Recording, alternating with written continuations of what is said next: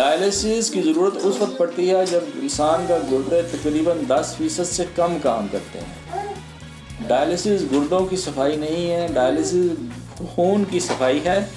जिस शख्स को डायलिसिस की ज़रूरत है, अगर वो डायलिसिस नहीं करवाता तो फिर मौत यकीनी है कुछ अरसे में। और अगर आप डायलिसिस करवाएं तो 30 साल से 50 साल तक भी आप ज़िंदा रह सकते हैं।